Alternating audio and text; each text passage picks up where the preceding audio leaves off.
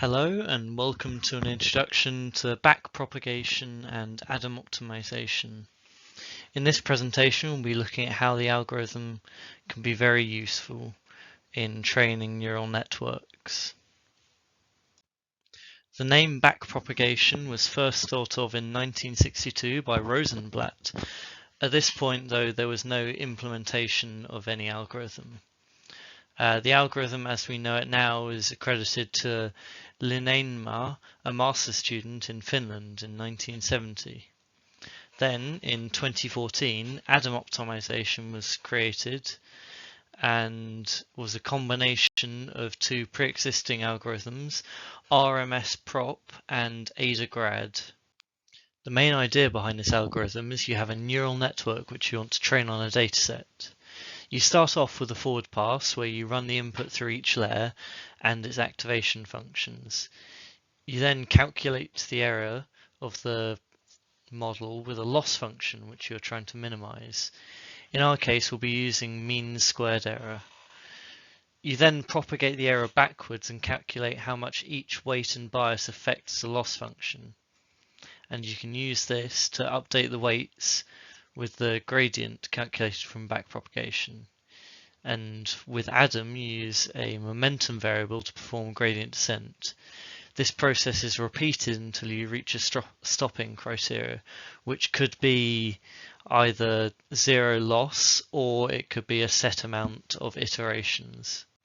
This algorithm is important because it can make a neural network converge faster than other methods such as stochastic gradient descent. It has a wide domain of uses, such as computer vision, where it can be used to detect objects in an image. It can be used in natural language processing, like on Siri or Google on your phone. And it can even be used in generative AI, such as ChatGPT, where it can make images and full paragraphs of text. This algorithm has been implemented in Python and has used some modules to increase the efficaciousness. In the forwards pass, we use a BLAST module to perform more efficient matrix multiplications between the weights and the input. The bias is then added onto this and we pass it through the activation function, which in our case is leaky ReLU. This adds some non-linearity which can help train the data better. After this we have a dropout layer which can turn off some neurons randomly, and it helps prevent overfitting by ensuring that the model does not rely on any specific neurons too heavily. We repeat these steps again and on the output layer have a softmax function which converts the output to probabilities. In the backpropagation part we are finding the partial derivatives of the loss function with respect to the weights and biases. This function outputs the gradients for each of the weights and biases on which we will need to update them.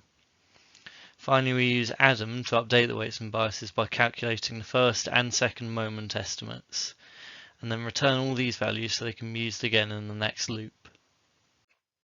The code will print a line on each epoch, which is one full run through of the dataset. This output will show us what epoch we are on, the accuracy of the model, where 10,000 is the highest possible, the highest score overall, and the epoch on which that high score was set. We've also generated a graph to show us how the accuracy changes each epoch, and as you can see it gradually increases as the iterations increase. So to recap, we have looked at how the backpropagation algorithm works, how Adam improves upon gradient descent, and how we've implemented this in Python. And then it has performed with a high score of 98.86%. On a test set which it has not seen before. Thank you for listening.